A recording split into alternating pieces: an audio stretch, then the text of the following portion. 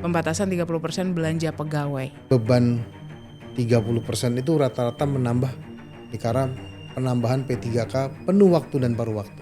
Oke. Yang akan dikorbankan dulu paruh waktu. Wajar kawan-kawan yang P3K paruh waktu khawatir. Kita di Komisi 2 minta Kemendagri, Menpan RB dan BKN melakukan kajian dan melakukan rapat bersama Kementerian Keuangan. Undang-undang HKPD ini Kementerian Keuangan. Yes. Ternyata di sini posisi P3K juga tidak cukup kuat ketika ada hal-hal seperti ini nih. Sebenarnya nggak ada masalah. Yang masalah pasti paruh waktu. Tapi akan ada kemudahan juga kan Pak untuk kayak ya udah kalau tidak akan diperpanjang. Itu tergantung kepala daerahnya. Intinya adalah kita menunggu PP untuk memperjelas semuanya. Ya. Karena itu memperkuat sebenarnya kayak posisi P3K itu seperti apa, kekuatannya secara hukum juga jelas walaupun ada undang-undang. Peraturan pelaksanaannya harus di PP. Hai, kamu lagi di Sudut Dengar Parlemen. Hai, kamu sedang menyaksikan dan mendengarkan Sudut Dengar Parlemen bareng sama Nadia Kanaya. Buat kamu yang mau mendengarkan dan menyaksikan Sudut Dengar Parlemen bisa langsung dengerin dan saksikan di semua platformnya TVR Parlemen ya. Ada di Noise, Spotify, kemudian ada di YouTube dan juga Sudut Dengar Parlemen disiarkan langsung di RRI Pro 3. Kali ini kita membahas soal 30% pengurangan anggaran untuk belanja pegawai. Lagi rame ya. Yang khawatir siapa? Kita nggak usah pakai khawatir-khawatir, kita langsung tanyakan langsung aja bersama dengan anggota Komisi 2 DPR RI Bapak Giri Ramandaki, Mas yang sudah meluangkan waktu di tengah kesibukannya hadir di Sudut Dengar Parlemen. Terima kasih Bapak. Kemarin kita undang terkait dengan P3K. Ya. Sekarang masih ada ekor-ekornya juga nih. Komentar Bapak terkait dengan 30%, pembatasan 30% belanja pegawai. Ini lagi rame. Dalam Undang-Undang Hubungan Keuangan Pusat dengan Daerah, ada suatu klausul di pasal di undang-undang tersebut. Belanja pegawai di daerah itu maksimal 30% dari APBD. Oke. Dan itu akan dilaksanakan tahun 2027. Ini menjadi keresahan kepala-kepala daerah. Oh iya. Kenapa resah? Karena ketika transfer keuangan daerah dipotong 30% karena efisiensi, total APBD seluruh kabupaten kota di Indonesia berkurang rata-rata 30-40%. Oke. Nah, jumlahnya kecil.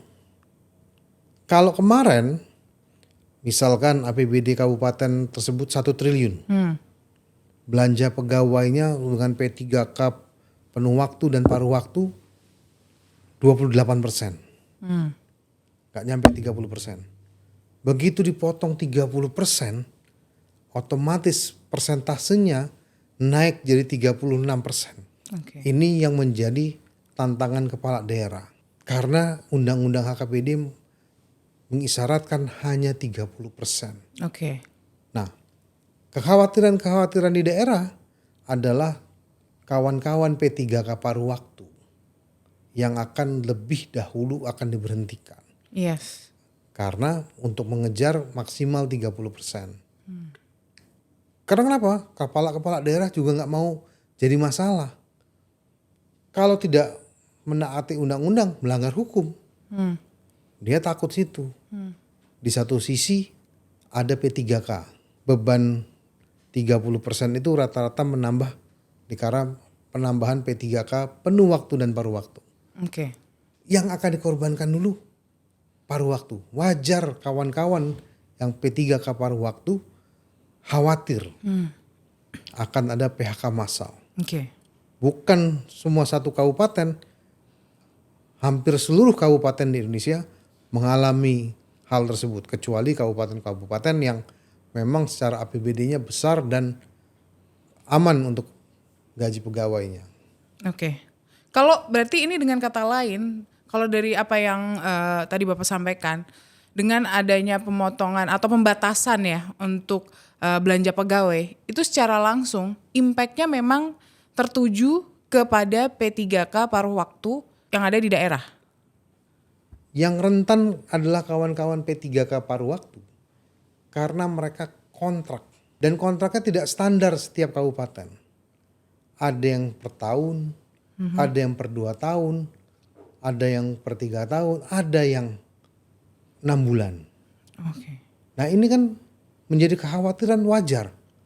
Oh kontrak saya habis 2027, 2027 ada pembatasan.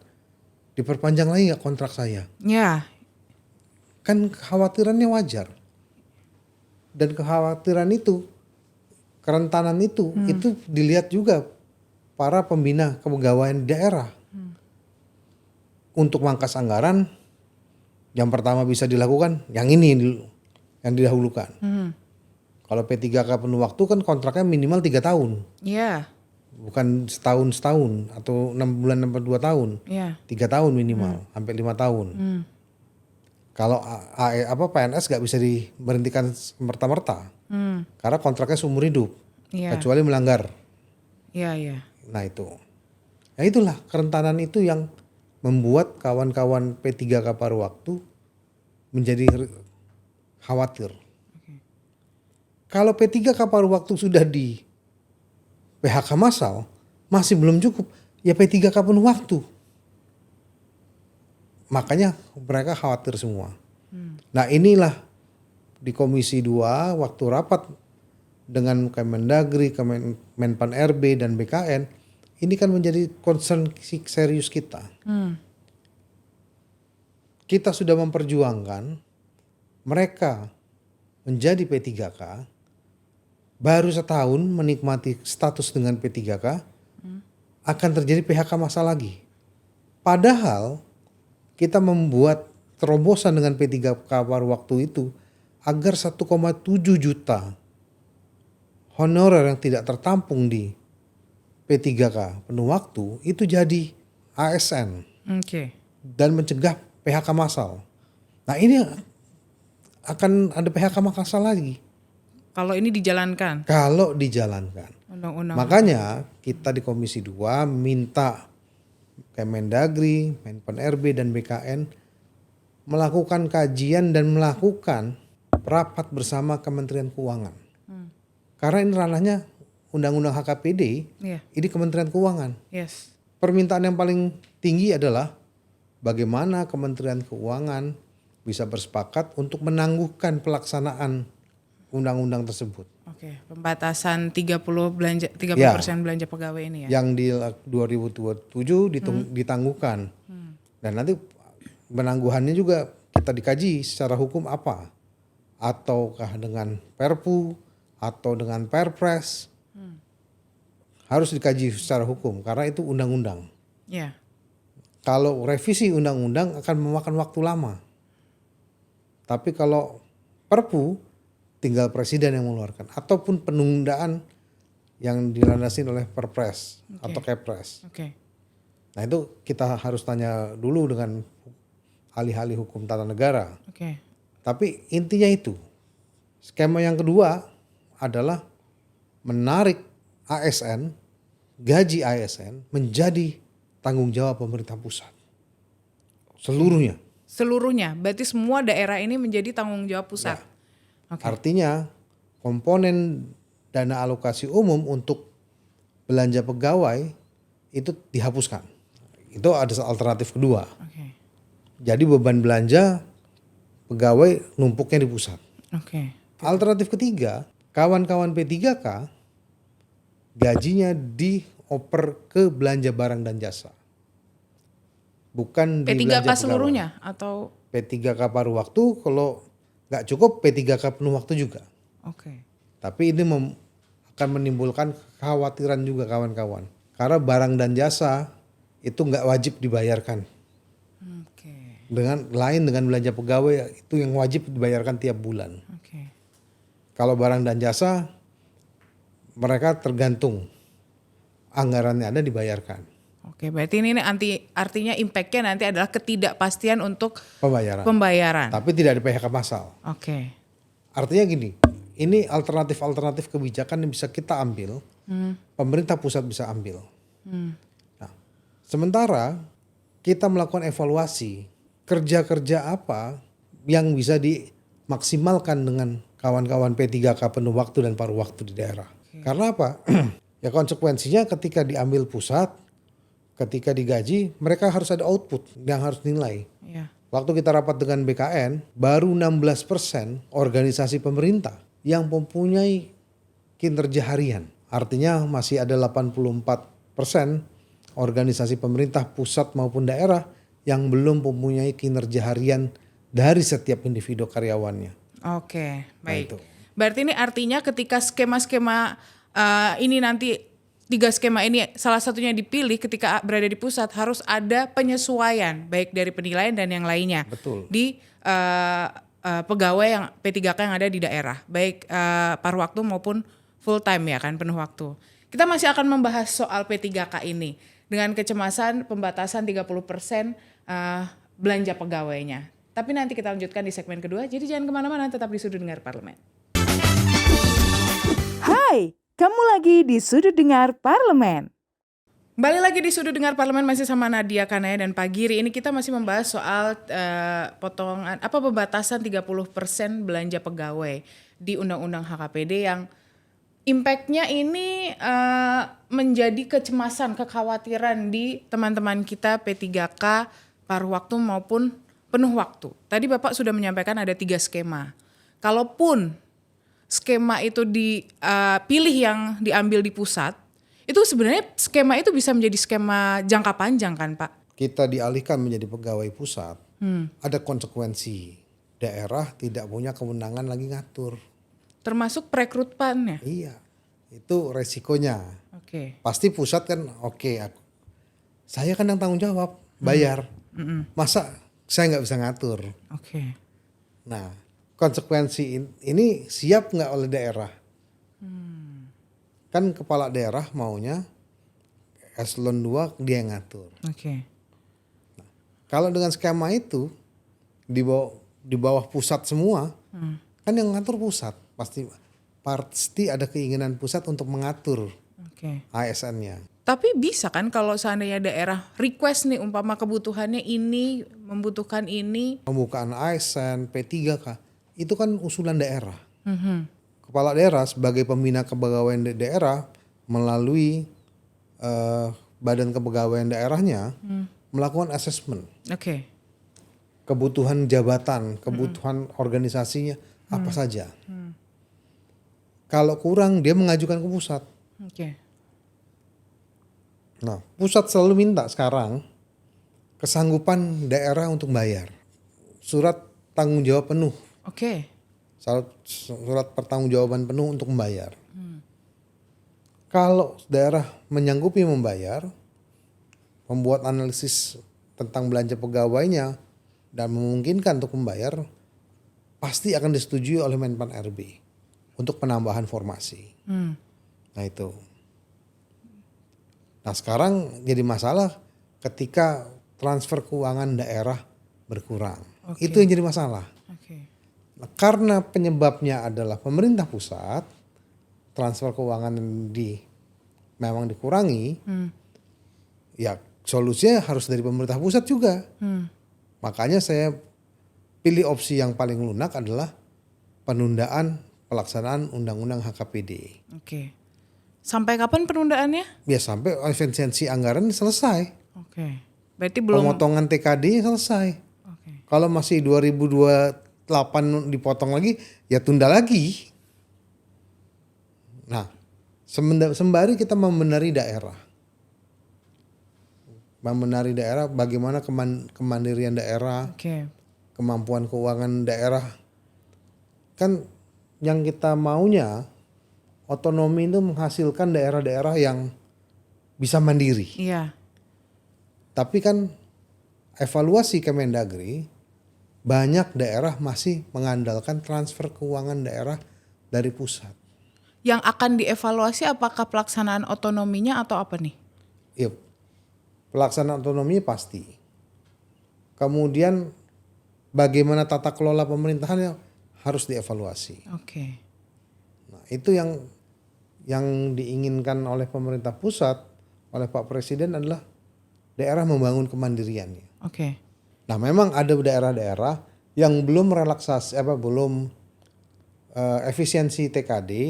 Tapi sudah. Itu sudah memang kelabakan untuk anggaran pegawainya. Nah, itu harus dievaluasi. Kadang bupatinya baru karena hasil pilkada. Oke. Pilkada yang kemarin. Itu ada dosa-dosa masa lalu. Menerima honor dengan membabi buta. Oke, ya. Ternyata di sini posisi P3K juga tidak cukup kuat ketika ada hal-hal seperti ini nih. Kayak tadi contohnya Bapak menyampaikan ada yang tahun 2027 nanti mereka habis masa kontrak penuh waktu. Paruh waktu. Kalau penuh waktu nggak ada. Kalau penuh waktu rata-rata 3 tahun. Kan sudah ada beberapa P3K yang berjalan sudah cukup lama dan habis masa kontrak 3 tahunnya di 2027 itu seperti apa? Sebenarnya nggak ada masalah. Yang masalah pasti paruh waktu. Oke. Kenapa? Paruh waktu kontraknya paling pendek. Tapi akan ada kemudahan juga kan Pak untuk kayak ya udah kalau tidak akan diperpanjang? Itu tergantung kepala daerahnya. Karena yang mengkontrak itu kepala daerah. Nah, ini kan kepekaan kepala daerah masing-masing. Oke. Gitu. Jadi bukan masalah pusat. Masalah pusat sekarang bagaimana di daerah mengatur kinerja P3K. Didapatkan evaluasi yang memadai kinerja dia. Kalau kinerjanya bisa dipantau, kinerjanya bisa dipertanggungjawabkan, tidak bisa dipecat semena-mena. Oke. Itu kan di Undang-Undang ASN begitu. Iya. Nah, masalahnya ukuran-ukuran itu belum ada. Sehingga kesewenang-wenangan kepala daerah masih bisa terjadi. Evaluasi belum ada. Kemudian memang ada problemnya. Banyak PP di Undang-Undang 20 ini belum ada PP-nya. Oke. Misalkan standarisasi kontrak belum ada. 3 tahun atau 5 tahun. Yang lain-lain belum. Oke. Hak-hak yang lain belum. Padahal Permendagri udah mengatur disamakan haknya Dengan PNS. dengan PNS. Ya. Tapi peraturan yang lebih tingginya belum ada PP-nya. Hanya berdasarkan Permendagri. Oke. Nah, itu menjadi berkelit kepala-kepala daerah. Undang-Undang ASN nomor 20 tahun 2023 tentang aparatur sipil negara. Di situ kan menegaskan fungsi tugas dan peran P3K serta dengan PNS, termasuk hak pengembangan kompetensi, jaminan sosial dan batas usia pensiun hingga 65 tahun. Kalau dia fungsional. Kalau kan kita tahu kontraknya ini yang dikhawatirkan saat ini dengan adanya case belanja, pembatasan belanja 30%, ini adalah timbul kekhawatiran gini. Oke, ketika kita dikontrak ini paruh waktu maupun penuh waktu ya Pak ya. Kita katakanlah 3 tahun. Kalau tidak diperpanjang berarti ada kemungkinan juga kan? Loh, tidak diperpanjang itu tergantung evaluasi kinerja. Oke. Kalau tidak pernah masuk, masa nggak diberhentikan? Kalau tidak memberikan output, masa tidak diberhentikan? Oke.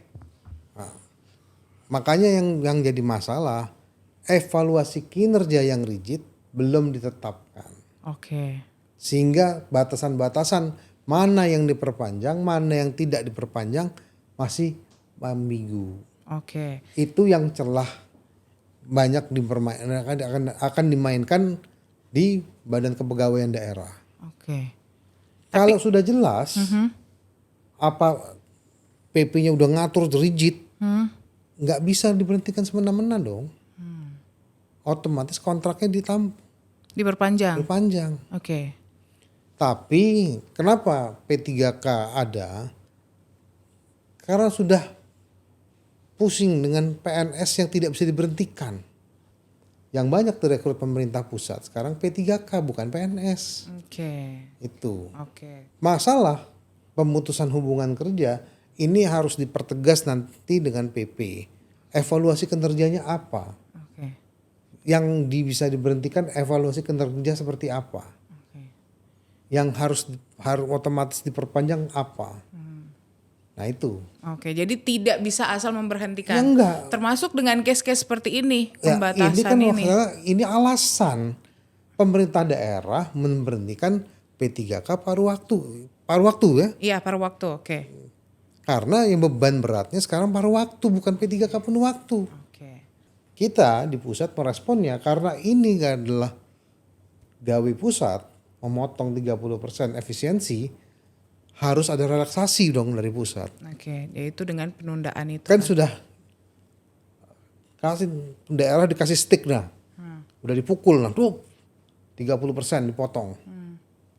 Kalau di undang-undang dipaksakan kan jadi konyol. Makanya direlaksasi, ditunda. Oke. Kita minta penundaan itu. Oke, intinya dengan penundaan itu kita sembari menata semua Semua. agar jauh lebih baik, termasuk dengan evaluasi itu dengan sistem penilaian Sistem yang jelas. jelas. Oke, kita balik lagi nanti dengan pertanyaan terus bagaimana perekrutan CPNS 2026? Kan ada efisiensi anggaran. Kita jawabnya nanti di segmen ketiga. Jangan kemana-mana, tetap di Sudut Dengar Parlemen. Hai, kamu lagi di Sudut Dengar Parlemen. Kembali lagi di Sudut Dengar Parlemen masih sama Nadia Kanaya dan Pak Giri. Ini yang dari kita obrolin, intinya adalah kita menunggu PP untuk memperjelas semuanya. Iya. Karena itu memperkuat sebenarnya kayak Posisinya. posisi P3K itu seperti apa, kekuatannya secara hukum juga jelas. Walaupun ada undang-undang, Peraturan pelaksanaannya harus di PP. tetap harus ada. Karena detailnya di PP. Berarti- Kalau hanya peraturan Menpan RB kurang kuat. Pak, tapi saya penasaran deh, kalau di Komisi 2 nih Pak, kan ini PP belum muncul-muncul nih. Suka dicolek-colek dikit nggak sih? Sudah. Kok belum muncul gitu? Itu tadi P3K, paruh waktu maupun penuh waktu. Bagaimana dengan CPNS 2026? Karena ini kemarin juga sempat ramai kan, ini efisiensi. Berarti akan ada nggak? Di beberapa media sudah menyampaikan kalau iya nanti ada, tapi ada penundaan untuk pelaksanaannya. Gimana? Ya, kalau penundaan mungkin anggarannya belum ada. Karena untuk melakukan rekrutmen PNS harus ada anggaran. Ya. Anggaran tes, anggaran sistem pendaftaran sistem, kemudian tesnya itu kan ada anggaran. Oke. Nah, kalau anggarannya kita masih belum ada cukup, ya ditunda dulu. Oke. Ya biasanya kan ini kan baru awal tahun. Bisa-bisa rekrutmennya dilakukan di akhir tahun. Oh, akhir tahun. Ya, sudah pasti anggarannya cukup baru digunakan. Oke. Berarti artinya tetap ada ya? Ya, tergantung situasi kondisi APBN. Oke. Hari ini kita kan berpacu dengan waktu. Dolar sudah 17.000, Iya. minyak sudah di atas $115. Nah, ini kondisi ekonomi akan mempengaruhi APBN kita. Nah, kemampuan APBN kita sampai di mana? Oke. Di pertengahan tahun, kalau kemampuan pajak, bea cukai dan penerimaan negara yang lain terindikasi melorot, berarti kan semua program bisa ditunda. Kan sekarang sudah efisiensi, Yes. perjalanan dinas, operasional kantor, hal-hal yang berkaitan dengan rapat dan ini sudah dipotong semua. Kita lihat 2-3 bulan ke depan. Seperti apa perkembangannya? Seperti apa perkembangan. Kalau perkembangannya ekonomi makin bagus, aman, berarti anggarannya tersedia. Oke. Kalau anggaran tersedia bisa rekrutmen ya pasti dilaksanakan. Oke. Berarti intinya kita bergantung pada kondisi nanti ke depan Iya. seperti apa. Tapi intinya kemungkinannya tetap akan ada sejauh ini. Kalau anggarannya ada. Kalau anggarannya ada. Tapi kalau dari kemarin rapat dengan Pan RB udah ada obrolan soal itu belum? Ya sekarang pagu indikatifnya, pagu anggarannya ada. Tapi kan belum bisa dikeluarkan apa tidak. Oke, belum fix di situ ya. Kuncinya masih dikunci, Masih digembok. gembok, Oke. masih di lock. Oke. Kalau udah terbuka kuncinya masih ada. Kalau yang dari beberapa media juga menyampaikan kalau di kondisi seperti ini banyak beberapa daerah yang nantinya kemungkinan ketika ada pembukaan CPNS tidak membuka, tidak berani mengajukan. Gimana kalau terkait itu? Ya kalau tidak perlu-perlu bener ya nggak usah ngajukan lagi. Sebenarnya itu nggak masalah Nggak ada untuk. masalah. Oke. Kalau dia benar-benar tidak butuh dan juga melihat kemampuan keuangan daripada ngerekrut tidak bisa bayar, ya udah nggak usah rekrut. Maksimalkan PNS yang ada, P3K penuh waktu yang ada dengan P3K paruh waktu yang ada. Oke. Oke, berarti artinya kalau skema saat ini Pak, untuk yang harusnya ini menjadi perhatian, harusnya ini menjadi poin yang akan ditekankan kembali, khususnya di P3K, paruh waktu maupun penuh waktu. Makanya saya mengajukan 3 solusi itu tuh. Oke. Penundaan, digaji oleh pusat semua. Yang ketiga P3K paruh waktu dan P3K penuh waktu dibelanja barang dan jasakan. Oke. Nah itu alternatif solusi dari saya. Oke. Nah tinggal pemerintah pusat, pemerintah mengambil yang mana. Oke, opsionalnya itu. Kita sudah menyarankan solusi ini. Nah tinggal yang mau diambil di mana. Oke. Yang paling mudah penundaan undang-undang HKPD. Oke, penundaan undang-undang HKPD itu. Untuk kedepannya berarti ini semua akan berjalan sesuai dengan yang semestinya. Maksudnya belum ada apa-apa, belum ada gejolak apa-apa, semuanya Ya masih kalau berjalan. ditunda ya sudah aman-aman aja. Oke. Yang skema belanja pegawainya 42% nggak dimarahin, tetap jalan. Yang sudah 30% masih tetap jalan. Nah, tapi syaratnya pelaksanaan undang-undang HKPD poin belanja pegawai 30% untuk APBD itu ditunda dulu. Oke. Berarti nanti yang 40% ini harus seperti apa menyikapinya? Ya ke depan mereka harus bagaimana mengoptimalkan pendapatan daerah sehingga APBD-nya meningkat. Kalau APBD-nya meningkat, persentase belanja pegawainya turun. Oke. Nah, Terbayar lah ini. Terbayar. Oke. Nggak ada masalah dengan undang-undang HKPD. Oke. Yang kedua, setelah daerah mengoptimalkan pendapatannya, transfer keuangan daerah yang dipotong 30% dikembalikan lagi kepada daerah. Oke. Baru persentase belanja pegawainya bisa turun. Oke. Nah belanja pegawai itu bukan cuma gaji, tunjangan, rapat-rapat itu di situ. Dan itu bisa diefisienkan sebenarnya. Oke. Tergantung daerahnya. Oke. Pemilihannya seperti apa, yang mau diefisiensikan seperti apa. Oke. Asal jangan mengorbankan orang yang sudah bekerja dengan pemerintah daerah. Oke. Kemudian kalau dia mau mengoptimalkan orang-orang ini, kan orangnya sudah ada.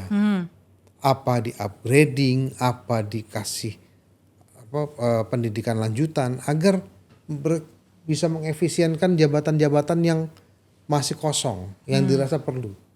Kalau ada nanti jabatan penuh waktu yang kosong, diutamakan orang-orang yang paruh waktu yang sudah di upgrading itu untuk mengisi isi kekosongan penuh waktu. Dengan sistem seleksi. Ya seleksi, tapi persaingan di antar mereka. Oke. Jangan dibuka dengan umum. Oke, baik. Ya itu mungkin Bapak ingin menyampaikan sesuatu, menguatkan teman-teman P3K paruh waktu dan penuh waktu yang mungkin saat ini sedang cemas dengan kondisi gejolak pembatasan 30%. Jangan khawatir, jangan cemas. Kita mencari solusi di pusat agar tidak terjadi PHK massal. Untuk itu, kawan-kawan harus fokus bekerja, harus fokus menjalankan tugas-tugas sehari-hari dengan dedikasi penuh sebagai aparatur sipil negara. Kita di pusat memperjuangkan kawan-kawan agar tidak terjadi PHK massal. Kawan-kawan di daerah, P3K penuh waktu dan paruh waktu, saya berharap untuk menunjukkan kinerjanya, untuk menunjukkan kegigihan sebagai aparatur sipil negara. Insya Allah perjuangan kita didengar oleh kawan-kawan pemerintah pusat, memberikan solusi agar tidak terjadi PHK massal ke depannya. Amin. Semoga hal-hal yang baik yang diharapkan di kesempatan kali ini, yang didoakan di momen kali ini bisa terwujud, bisa terlaksana dan diaminkan oleh semuanya ya Amin. kan. Terima kasih Pak Giri Ramanda Kemas yang sudah meluangkan waktu di Sudut Dengar Parlemen. Semoga gak kapok ya dengan pertanyaan-pertanyaan ini. Terima kasih yang sudah mendengarkan dan menyaksikan Sudut Dengar Parlemen. Terus saksikan Sudut Dengar Parlemen di semua platform ya. Nadia Kanaya, Pak Giri Ramanda Kemas, dan kerabat kerja yang bertugas undur diri. Terus saksikan Sudut Dengar Parlemen selanjutnya. Bye.